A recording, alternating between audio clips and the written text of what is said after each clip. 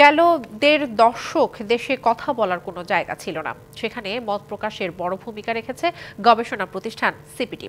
দেশের সুশাসন এবং জবাবদিহি নিশ্চিতেও প্রতিষ্ঠানটির প্রশংসা করলেন বিশিষ্টজনেরা।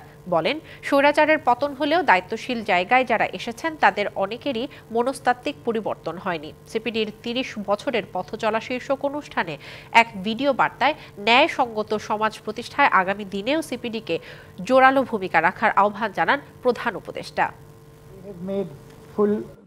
৯০ পরবর্তী দেশের রাজনীতি যখন একে অন্যের মুখ না দেখার, তখন বস্তুনিষ্ঠ গবেষণা নিয়ে সিপিডি হয়ে ওঠে মুক্ত আলোচনার অন্যতম প্ল্যাটফর্ম। সিপিডির ৩০ বছরের পথ চলার সেই গল্প তুলে ধরেন অধ্যাপক ডক্টর রেহমান সোবহান।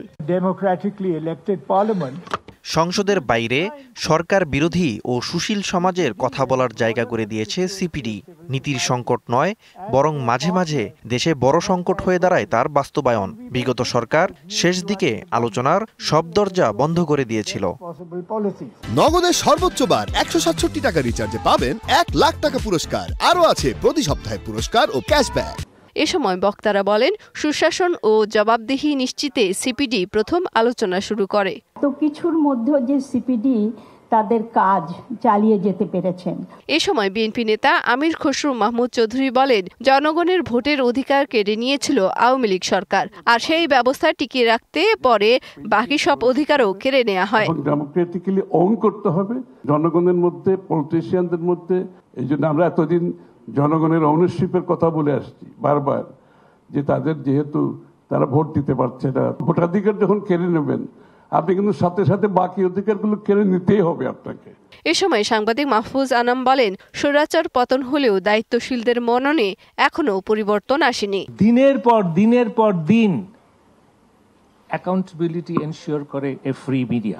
পূর্ববর্তী সরকারের পতনের অন্যতম কারণ হচ্ছে সে মিডিয়ার গলা চিপে ধরেছিল।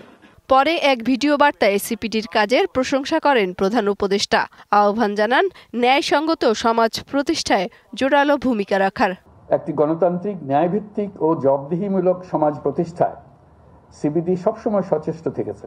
বাংলাদেশ এখন একটি গুরুত্বপূর্ণ সময় অতিক্রম করছে। আমি আশা করি সিপিডি অতীতের মতোই বর্তমানে ও আগামীতে তার বুদ্ধিবৃত্তিক অবদান অব্যাহত রাখবে। গবেষণা প্রতিষ্ঠানটির ৩০ বছর পথ চলার নানা চ্যালেঞ্জের কথা তুলে ধরেন বক্তারা। মেহের মনি, ডিবিসি নিউজ, ঢাকা।